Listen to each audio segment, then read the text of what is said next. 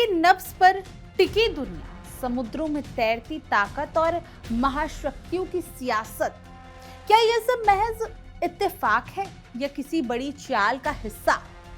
47 दिन तक straight of Hormuz को बंद रखने वाला ईरान क्या सच में झुक रहा है या उसने दुनिया को अपनी असली ताकत दिखा दी है? जब डोनाल्ड ट्रंप समझौता करीब बता रहे हैं तो क्या ये अमेरिका की मजबूरी है या ईरान की रणनीतिक जीत? और उधर ताइवान स्ट्रेट में बढ़ती हलचल और इधर भारत चीन की बंद कमरे की बातचीत, क्या ये सब एक ही वैश्विक शतरंज के मोहरे हैं? सवाल बड़ा है, क्या दुनिया सच में शांति की ओर बढ़ रही है या एक नई ताकत संतुलन की कहानी लिखी जा रही है, जहां इस बार बाजी किसी और के हाथ में है?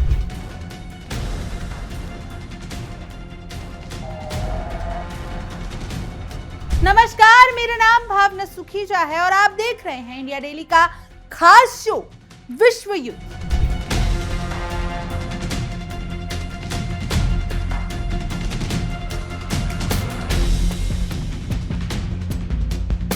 तेल, ताकत और तनाव, इन तीन शब्दों के इर्द गिर्द घूम रही है मिडल ईस्ट की सियासत में एक नया मोड़। 47 दिन तक दुनिया की धड़कन थाम देने वाला समुद्री रास्ता यानी स्ट्रेट ऑफ हॉर्मोज आखिरकार फिर से खोल दिया गया। इस फैसले ने जहां एक तरफ वैश्विक व्यापार को राहत दी, वहीं दूसरी तरफ अमेरिका और ईरान के बीच चल रही तनातनी के बीच उम्मीद की एक नई किरण भी जगा दी। इस पूरे घटनाक्रम के केंद्र में है अमेरिका के राष्ट्रपति डोनाल्ड ट्रंप, जिन्होंने दावा किया कि दोनों देशों के बीच समझौता बेहद करीब है। ट्रंप के मुताबिक हॉर्मूज अब पूरी तरीके से जहाजों की आवाजाही के लिए खोल दिया गया है, जो वैश्विक तेल आपूर्ति का एक बेहद अहम मार्ग माना जाता है। 47 दिनों तक इसकी बंदी ने अंतर्राष्ट्रीय स्तर पर चिंता बढ़ा दी थी। हालांकि ट्रंप ने साफ किया कि ईरान पर दबाव की रणनीति अभी खत्म नहीं हुई है। उन्होंने कहा कि जब तक औपचारिक समझौता नहीं हो जाता तब तक ईरान के खिलाफ प्रतिबंध और नाकाबंदी जारी रहेगी। उनके बीच बयान से साफ समझ आ रहा था कि अमेरिका एक तरफ राहत दिखा रहा है तो दूसरी तरफ अपनी सख्ती भी बनाए रखना चाहता है। ट्रंप ने बातचीत को लेकर भी बड़ा दावा किया। उन्होंने कहा कि अमेरिका और ईरान के बीच लगभग सभी बड़े मुद्दों पर सहमति बन चुकी है और अब सिर्फ औपचारिकता की देर है। उनके अनुसार हाल ही में पाकिस्तान में दोनों देशों के बीच बातचीत हुई थी। हालांकि अंतिम समझौता नहीं हो पाया, लेकिन उन्होंने साफ संकेत दिया कि एक और दौर की वार्ता जल्द ही हो सकती है, जिससे ये डील पूरी तरीके से साबित हो सकती है। ट्रंप का यह आत्मविश्वास अंतर्राष्ट्रीय मंच पर भी चर्चा का विषय बना हुआ है, लेकिन दूसरी तरफ ईरान का रुख बिल्कुल अलग नजर आ रहा है। ईरानी रक्षा मंत्रालय के प्रवक्ता ब्रिगेडियर जनरल रेजा तलाईनिक ने स्पष्ट कहा कि हॉर्मूज का खुलना स्थायी नहीं है, बल्कि सिर्फ युद्ध विराम की शर्तों के तहत है। उन्होंने चेतावनी दी कि किसी भी सशस्त्रपूर्ण देश या फिर सैन्य जहाज को इस रास्ते से गुजरने की अनुमति नहीं है। इस बात से आप अंदाजा लगा सकते हैं कि क्या ट्रंप बड़ी बड़ी बातें छोड़ रहे हैं, लेकिन असल सच्चाई कुछ और है। इतना ही नहीं, ईरान ने अमेरिका के उस दावे पे भी खारिज किया जिसमें कहा गया था कि तेहरान अपने समृद्ध यूरेनियम का भंडार सौंपने को तैयार हो गया है। असल विवाद यहीं पर है, ईरान का परमाणु कार्यक्रम। ये बात आप सभी जानते हैं कि ट्रंप को कहीं ना कहीं ईरान के परमाणु कार्यक्रमों से दिक्कत है। इसी दिक्कत के ऊपर ट्रंप के बयान लगातार आ रहे हैं कि ईरान मान चुका है, ईरान ने सीज फायर की बात मान ली है, ये युद्ध हमेशा के लिए खत्म हो गया है, हॉर्मूज पर तेल की आवाजाही सामान्य हो गई है। लेकिन ईरान का जो रुख है वो कहीं ना कहीं इस बात को स्वीकार नहीं कर रहा, जिससे दुनिया अभी भी शशोपंच में है कि क्या सच्चाई है, आखिर क्या हो रहा है ईरान और अमेरिका के बीच।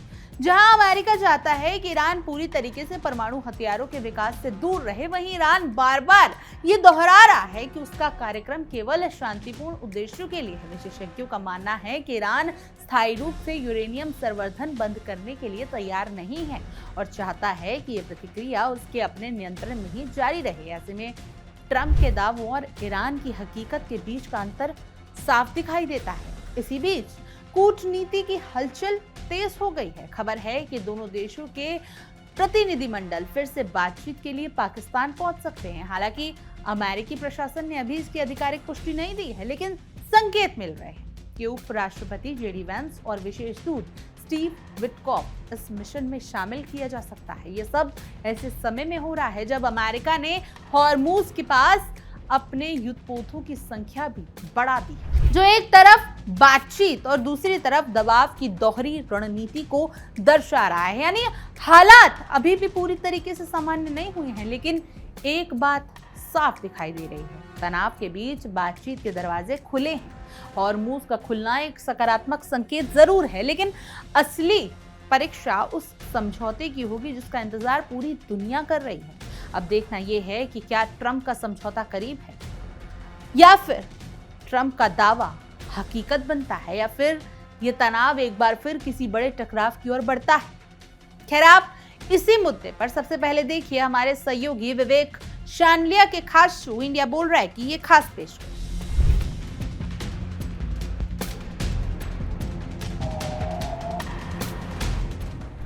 होर्मुज खुलने के पीछे की इनसाइड स्टोरी क्या है? ट्रंप का घमंड ईरान ने समंदर में कैसे दफन किया? जानेंगे आज इस खबर को डिटेल से। और सबसे बड़ा सवाल, क्या अब जंग खत्म हो चुकी है? क्या इस वॉर का गेम ओवर हो चुका है? और क्या अमेरिका अब अपना बोरिया बिस्तर समेट के मिडिल ईस्ट से निकलने वाला है? दुनिया भर के मेहमानों के साथ इस पर चर्चा भी करेंगे। समंदर की लहरें किसी की जागीर नहीं होती है। बड़े बड़े सूरमाओं ने, बड़े बड़े तैराकों ने समंदर को पार कर लेने की कोशिश की, लेकिन समंदर की लहरों पर वही जीतता है जिनके हौसलों में कुछ बात हो। ईरान ने साबित कर दिया कि उसके पास इस इलाके की लहरों पर सिर्फ उसकी शर्तें चलेंगी, उसकी बात चलेगी। और अमेरिका जैसे सुपर पावर की भी इस इलाके में कोई बिसात नहीं है। होर्मुज खुल चुका है। ईरान के विदेश मंत्री अब्बास अराक्ची ने साफ तौर पर कह दिया, होर्मुज स्ट्रेट हमने खोल दिया है और यहां से निर्बाध जहाजों की आवाजाही होगी। महीनों के तनाव, ट्रंप की धमकियां, दुनिया की सबसे बड़ी ताकत का दबाव, सब कुछ धुआं हो गया। ईरान ने अपनी मर्जी से होर्मुज को ब्लॉक किया और अपनी मर्जी से खोल दिया। ट्रंप के सुपर पावर होने का जो घमंड था वो होर्मुज में दफन हो गया।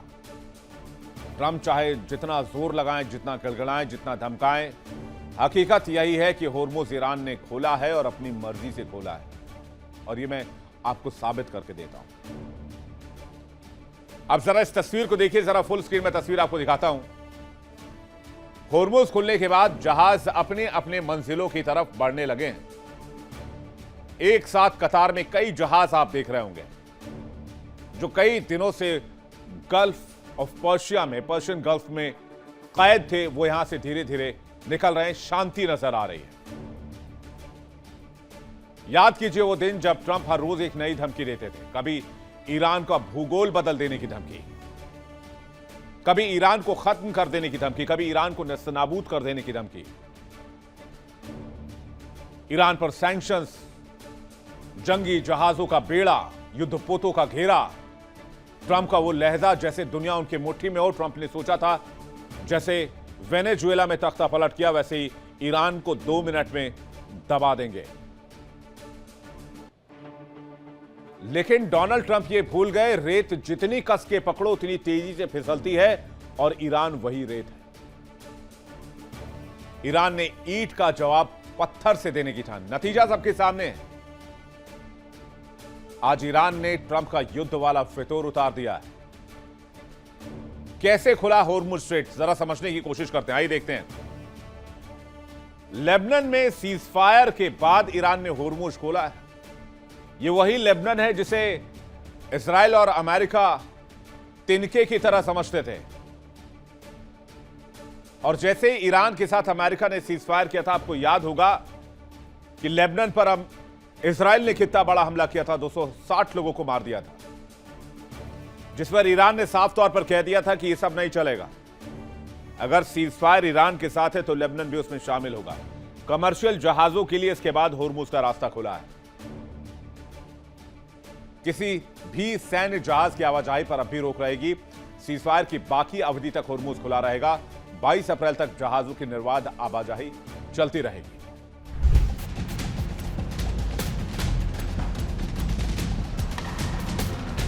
अब इसी बदलते माहौल में एशिया के दूसरे छोर से एक और बड़ी खबर सामने आ रही है, जिसने वैश्विक सियासत की धड़कनें भी तेज कर दी। जहां एक तरफ स्ट्रेट ऑफ हॉर्मुज में तनाव कम होता नजर आ रहा है, वहीं दूसरी तरफ ताइवान स्ट्रेट में एक नई टकराव की कहानी लिखी जा रही है। और इस बार आमने सामने हैं एशिया की बड़ी ताकतें चीन और जापान। मामला तब भड़का जब जापान की समुद्री आत्मरक्षा बल का ताकतवर युद्धपोत JS इकाजुची ताइवान स्ट्रेट के बीचों बीच से गुजर गया। ये वही इलाका है जिसे चीन अपनी रेड लाइन मानता है। जैसे ही इस मूवमेंट की खबर सामने आई, बीजिंग ने तीखी प्रतिक्रिया दी और साफ शब्दों में कहा कि ये सीधा सीधा उकसाने वाली कार्रवाई है।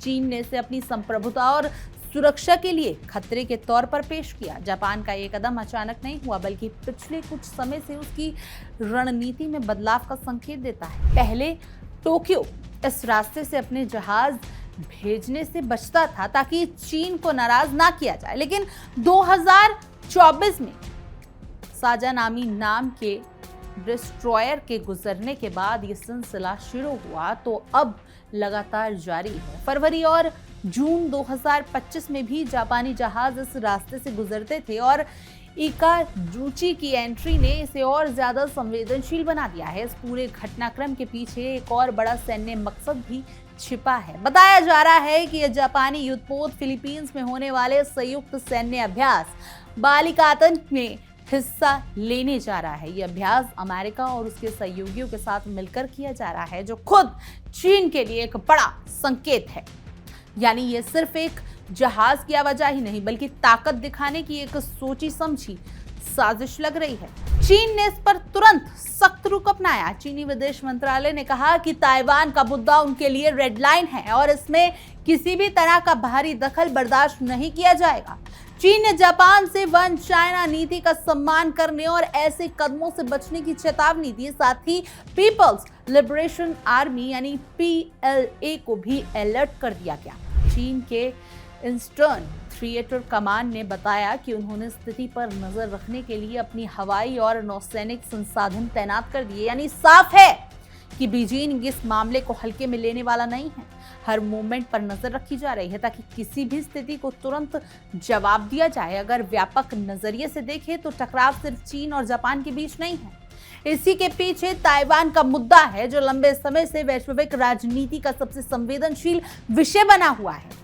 चीन ताइवान को अपना हिस्सा मानता है, जबकि ताइवान खुद को एक स्वतंत्र लोकतांत्रिक इकाई के तौर पर देखना चाहता है। ऐसे में जब भी कोई बाहरी देश ताइवान स्ट्रेट में सक्रिय दिखता है, चीन उसे अपनी संप्रभुता के खिलाफ कदम मानता है। ये घटनाक्रम ऐसे समय में हुआ जब क्षेत्र में पहले से ही तनाव जारी है। नवंबर में जापान के नेतृत्व की ओर से ताइवान से जुड़ी किसी भी आपात स्थिति को लेकर दिए गए बयान के बाद से चीन और जापान के रिश्तों में खटास बढ़ी हुई।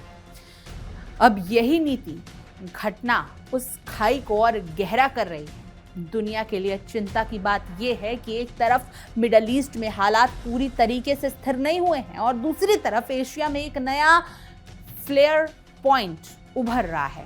दो बड़े समुद्री रास्ते, स्ट्रेट ऑफ हॉर्मुज और ताइवान स्ट्रेट, बढ़ती हलचलें ये संकेत दे रही हैं कि वैश्विक शक्ति संतुलन एक बार फिर बदलने की ओर बढ़ रहा है। आने वाले दिनों में ये देखना बेहद अहम हो जाता है कि ये तनाव सिर्फ बयानबाजी तक सीमित रहता है या फिर कोई बड़ा सैन्य टकराव इसकी दिशा तय करेगा। फिलहाल दुनिया एक बार फिर दो बड़े मोर्चों पर टिकी नजरें हैं और इंतजार कर रही है कि कहीं ये शांति की शुरुआत या किसी और नई जंग का ट्रेलर ना बन जाए। और इसी उथल पुथल के बीच भरे वैश्विक माहौल में एक ऐसा दृश्य भी सामने आया है जिसने कूटनीति की ताकत का एहसास फिर से करा दिया है। एक तरफ स्ट्रेट ऑफ हॉर्मुज में अमेरिका और ईरान के बीच तनाव दुनिया को चिंतित कर रहा है। वहीं दूसरी तरफ भारत और चीन, दो बड़े एशियाई प्रतिद्वंदी, एक ही टेबल पर बैठकर बातचीत कर रहे हैं। जगह थी न्यू दिल्ली और मंच था शंघाई कोऑपरेशन ऑर्गेनाइजेशन यानी कि SCO।